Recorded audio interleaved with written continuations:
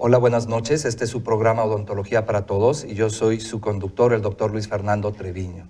El día de ahora tenemos un tema por demás interesante, como todos nuestros temas aquí en el programa, y es acerca de cirugía ortognática. Y para eso tenemos a una especialista en cirugía oral y maxilofacial.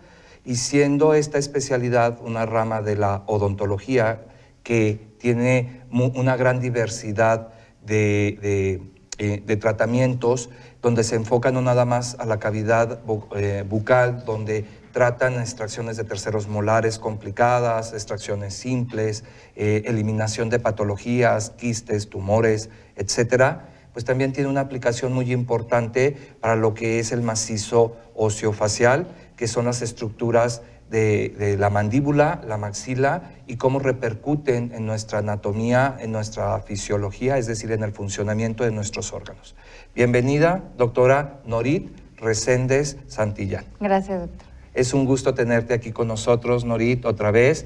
Y este programa, les quiero decir que se va a dividir en dos partes, como muchos de nuestros programas, debido a que tenemos mucho material, muchas cosas que compartir. Y bueno, pues la doctora nos trae material específico para que ustedes que estén allá en casa o en sus trabajos puedan comprender de una manera sencilla, con un lenguaje sencillo, para que no se sientan agobiados y que le vayan perdiendo el miedo a nuestra profesión. Entonces, doctora, mira, yo te quiero comentar que básicamente la especialidad que tenemos tú y yo en común son muy afines, que es la ortodoncia y la cirugía oral y maxilofacial. ¿En qué es muy común? Que, bueno, algunos problemas que nosotros los ortodoncistas no podemos resolver por nosotros mismos a través de la colocación de brackets y tratamientos de ortopedia en determinada edad, es decir, en pacientes que están en crecimiento, colocándoles aparatos funcionales o aparatos para tratar de resolver problemas durante la adolescencia. Si no se corrigen, entonces van a ir a dar al departamento de cirugía ortognática, que corresponde a la especialidad de cirugía maxilofacial. Entonces, es muy importante que nosotros, los ortodoncistas, estemos de acuerdo, acorde y coordinados con un cirujano maxilofacial para poder atender las necesidades y requerimientos de nuestros pacientes. Doctora, ¿no es así? Sí, claro que sí. Es bien importante tener un trabajo en equipo, sobre todo como usted lo menciona, entre especialidad de ortodoncia y cirugía maxilofacial y también con pues más parte de otros especialistas en odontología. Claro, todos estamos englobados y tenemos que trabajar con un bien o con un fin en común, que es el bien de nuestros pacientes. Y entonces, bueno, pues aquí vamos a empezar a hacer un resumen. Les voy a decir que normalmente los pacientes y todas las personas tenemos una percepción muy diferente de lo que es la estética. Para mí a lo mejor es estética una persona y el concepto de belleza es muy subjetivo.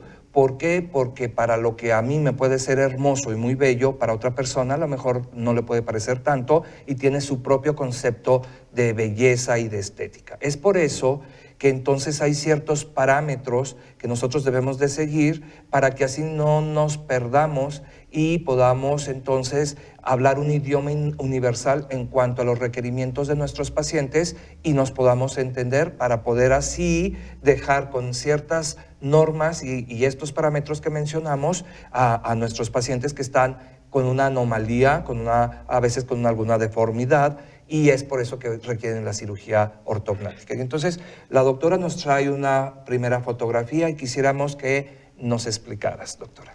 Sí, por lo general siempre, como usted menciona, doctor, la belleza es algo que es subjetivo.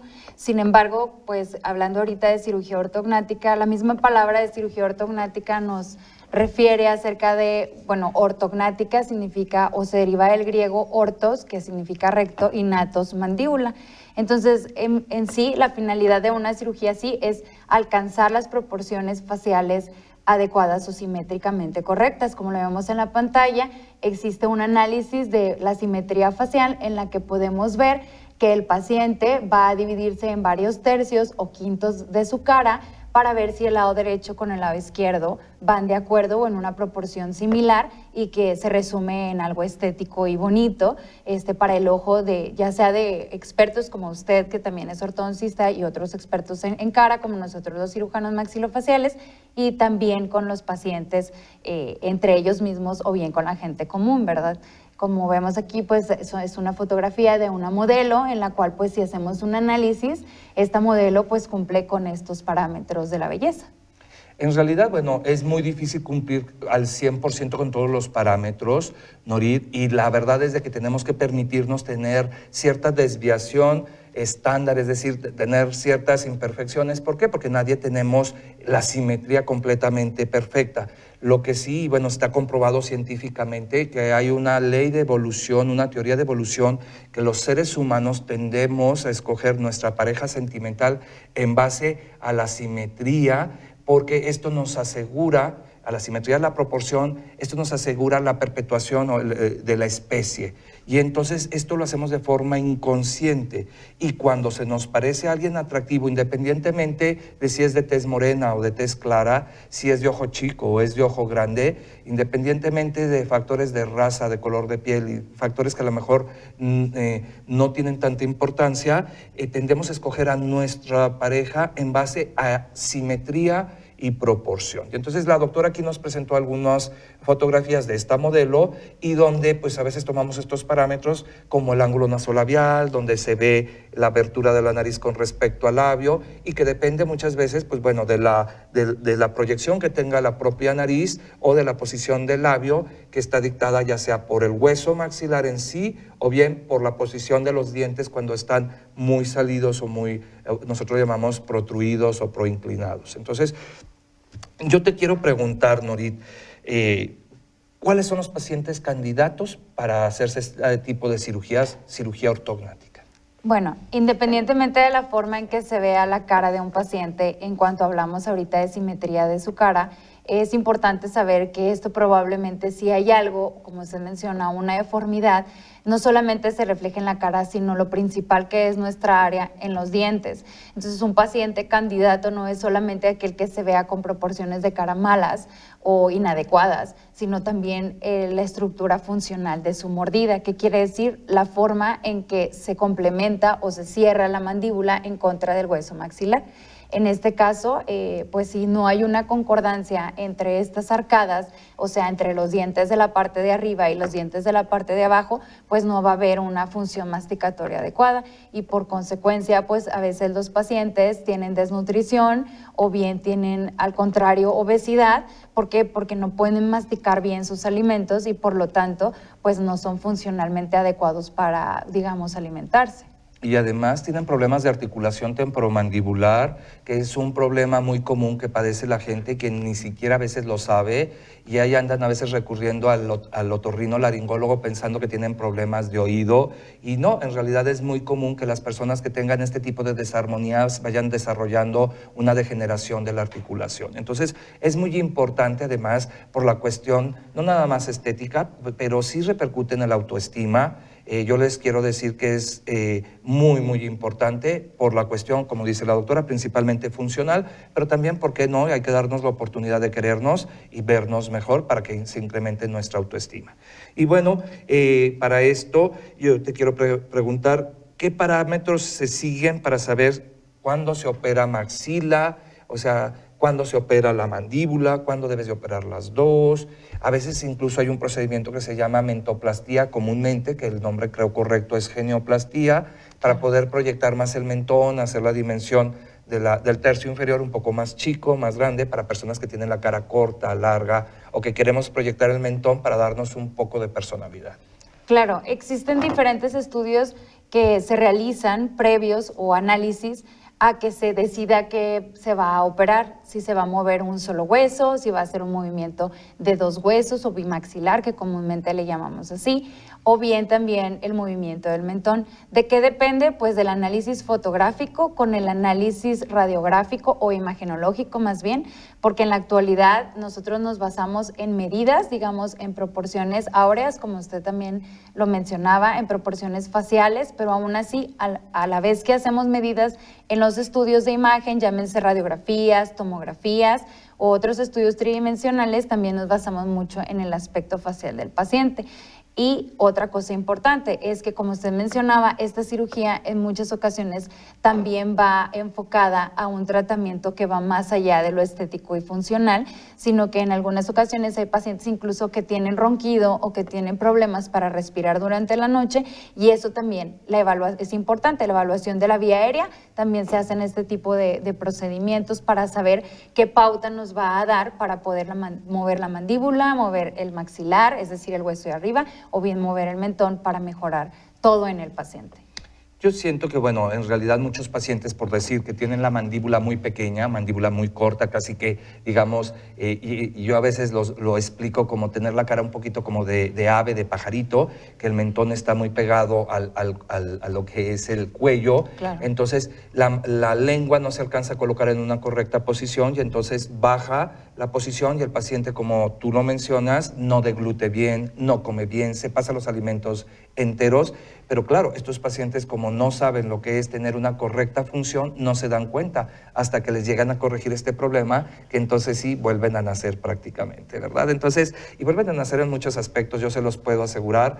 Es un trabajo muy artístico, es un trabajo donde se tiene que invertir mucho tiempo para poder requerir tener el conocimiento para saber dónde cortar y qué huesos acomodar, dónde, cuándo y por qué. Yo le quiero preguntar, doctora, una vez que nosotros sabemos que el paciente necesita cirugía ortognática, pues obviamente existen una serie de procedimientos y protocolos, pero estoy convencido que algunos de nuestros pacientes acuden primero con el cirujano maxilofacial y a veces acuden primero con el ortodoncista, y ya sea que uno u otro reciban al paciente primero, pues se tiene uno que poner de acuerdo para trabajar conjuntamente y se tienen que hacerle una serie de estudios o elementos de diagnóstico para determinar si efectivamente el paciente tiene un problema esquelético. El problema esquelético obviamente se trata en el tamaño de la mandíbula o maxila, en la proyección hacia adelante o hacia atrás, también en lo que es la simetría, y esto se refiere en el plano transverso, es decir, si hay alguna desviación hacia el lado izquierdo, hacia el lado derecho, y también en cuanto a la dimensión vertical, que si está grande o está chico, en pacientes que a lo mejor también al momento de sonreír enseñan mucha encía, que bueno, también hay cierto tipo de parámetros donde, por ejemplo, lo correcto se considera, sí, a lo mejor enseñar un poco de encía, pero no pasando de más de 2 milímetros probablemente, porque ya cuando uno enseña más de 2 milímetros, pues a lo mejor es por un crecimiento de la maxila que se vio muy exagerado hacia la parte inferior, y hay que determinar si esto es por culpa de la encía, por culpa del tamaño del diente o por culpa del hueso. Pero ¿cómo saber si es culpa del hueso? Pues existen una serie de elementos de diagnóstico que me gustaría que nos explicaras, Nori. Sí, existen en la actualidad varias opciones para hacer un diagnóstico de estas asimetrías del esqueleto. Principalmente pueden ser radiografías simples. ¿Qué quiere decir? Las radiografías comunes que todos conocemos, a los que estamos acostumbrados a ver en los hospitales. Y otro medio importante es hacer estudios tridimensionales, que es, digamos, lo que estamos realizando actualmente nosotros en la consulta, dentro de los cuales, pues, como vemos en la pantalla, podemos hacer tanto fotos como hacer la compatibilidad de estos estudios, es decir, del esqueleto específico del paciente, para poder dimensionar a qué nivel está el defecto en el hueso para poder corregirlo en el tejido blando. Digamos que el esqueleto es la base de los tejidos blandos, que quiere decir que si nosotros corregimos de manera esqueletal o de manera en hueso de la mandíbula o del maxilar, se puede reflejar esto en la cara del paciente. En la imagen que estamos viendo en la pantalla es lo que les digo, gracias a estos estudios actualmente podemos planear la cirugía ya no solamente en papel, digámoslo, nosotros haciéndolo de manera manual, sino que podemos utilizar las herramientas o los softwares específicos para poder hacer la planeación ya del paciente con sus medidas exactas gracias a elementos en la computadora, ¿sí? Y así llevar una cirugía mucho más segura al quirófano. Y lo que pasa es que todos estos elementos de diagnóstico y sobre todo lo que es la tomografía actualmente nos ayudan muchísimo a descubrir el tamaño real, porque nos dan una imagen, no nada más en lo que es el ancho y el alto, como son las radiografías, que son bidimensionales, sino a estas que son en tercera dimensión, tridimensionales. Podemos ver también la profundidad y jugar un poquito para ver en dónde está el problema, ¿verdad? Y entonces es muy importante también hacer uso de esto, si nos simplifican mucho el trabajo. También siento que es muy importante estar coordinados, Norit, entre el ortodoncista. Cuando una persona, por ejemplo, algún colega te manda algún paciente para cirugía, pues entonces tiene uno que estar coordinado en cuanto a las mediciones y estar de acuerdo y decir, bueno, pues es que yo siento que la mandíbula es un poco grande. Bueno, yo siento que no es la mandíbula la que está grande, sino más bien es la maxila la que está pequeña, y al momento de tú ver al paciente, la proyección que uno ve da la impresión que en realidad la mandíbula es grande, ¿verdad? Entonces, es cuando uno llega a este acuerdo que se puede trabajar conjuntamente y puedas realizar tu trabajo. El trabajo que ustedes hacen realmente, pues ya es en un quirófano. Y me gustaría que ustedes, público que nos está viendo, vieran algunas de las imágenes de pacientes los cuales fueron atendidos. En este caso trae un paciente de sexo varonil, que me gustaría que le explicaras al público qué tratamiento quirúrgico se le realizó y por qué. Muy bien. En la imagen podemos ver dos fotografías, una de antes y otra después. En este paciente lo que se observa en las fotografías frontales faciales es que tiene una hipoplasia maxilar. A esto se refiere a que la región de los pómulos está más hundida, así como la región donde están los dientes superiores o los dientes de arriba se encuentran más hacia atrás en relación de la mandíbula, quien se observan muy bien, se encuentra más adelante y predomina en la cara del paciente. Esto por consecuencia nos trae, digamos, como una cara o una pues forma facial o un perfil de manera cóncava. ¿A qué me refiero cóncavo? A igualmente que sobresale más el mentón en la cara del paciente. Si ustedes observan, el antes de la cirugía, esto que estoy describiendo se marca más que en el después. En el después ya se tiene completamente la corrección, un perfil facial más recto, más armónico, e incluso se observa sus pómulos más avanzados o más proyectados, digámoslo así, y la nariz se observa que rotó la punta un poquito más hacia arriba, dando un aspecto facial más bonito, más armónico y pues en este caso pues más satisfactorio para el paciente. Fíjate que te voy a decir una cosa, este tipo de pacientes se presentan en la consulta aquí en México aproximadamente entre el 2% o un poquito menos, entre el 2 y el 3%. Y de las veces que se presentan este tipo de clases 3, que es decir, como que son pacientes donde se les ve más avanzada la mandíbula, en realidad en el 67% de las ocasiones se debe a una hipoplasia del tercio medio, que es cuando la maxila no se desarrolla hacia la parte frontal, no se proyecta, y entonces, como dices tú, los huesos malares no se les ve como esta convexidad, esta proyección, y se ve como si estuviera hundido. Es muy característico ver estos pacientes cuando tú los ves de frente con una mirada hacia que nosotros le llamamos pues así completamente hacia el horizonte, que lo que es la conjuntiva del ojo, que es la parte blanca, se ve por debajo de lo que es el ojo en sí, ya tengas el color de ojos azules, verdes, café, eso no importa, pero normalmente no se debe de ver este tipo de conjuntiva, la parte blanca, y también a veces se les ve un poco como de ojeras, se ven ojerosos. ¿Por qué? Por lo mismo de que no se les desarrolla. Entonces yo me imagino que este paciente le hiciste un avance de maxila, es decir, proyectaste, cortaste lo que es la maxila, la avanzaste para poderle dar esta proyección. Sí, efectivamente, como mencionó usted, doctor, la verdad es que el aspecto de la cara de un paciente de clase 3 esqueletal, es decir, que tiene la mandíbula que sobresale más de su cara, pues es un paciente que se nota cansado, exacto, que tiene una facies o una cara pues un poquito de más edad de la que realmente el paciente tiene. Esto es bien característico en estas personas. O sea, realmente es una persona muy joven y la ves con más edad Y pues esos son los pequeños tips o características que la cara refleja en este tipo de situaciones. En el caso del paciente que les mostramos en pantalla, pues sí se hizo efectivamente un avance del maxilar y se hizo una retroposición mandibular. ¿Qué quiere decir? Que se avanzó, se hizo hacia adelante para que tuviera una mejor proyección de sus pómulos, una mejor proyección de su cara, y la mandíbula, que sobresalía mucho, pues se hizo hacia atrás para que no fuera el elemento predominante o la primera cosa que veamos en la cara del paciente. Inclusive en la fotografía que nuevamente estamos viendo en pantalla, si ustedes observan adecuadamente cómo están los labios en el paciente, cuando se observa antes, los labios ni siquiera los puedes cerrar, y en el de después ya es tanta la funcionalidad o digamos la compatibilidad que tiene el hueso de arriba maxilar con la mandíbula de abajo, que ya el paciente puede cerrar sin esfuerzo sus labios. En momento de relajación el paciente ya va a poder respirar mejor, va a utilizar su nariz para hacerlo y pues va a tener una mejor función. No, obviamente va a tener una mejor función. ¿Por qué?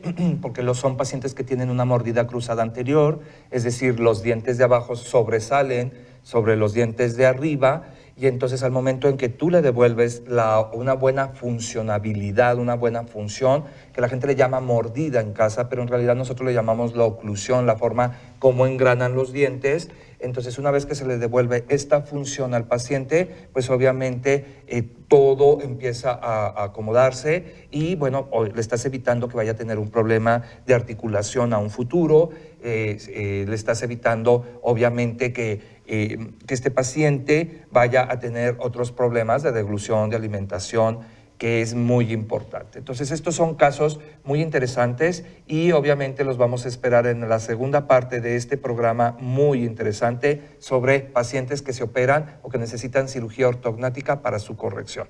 Doctora, muchas gracias y que tengas muy buenas noches. Muchas gracias, doctor. Y bueno, pues los espero no falten aquí en su programa Odontología para Todos.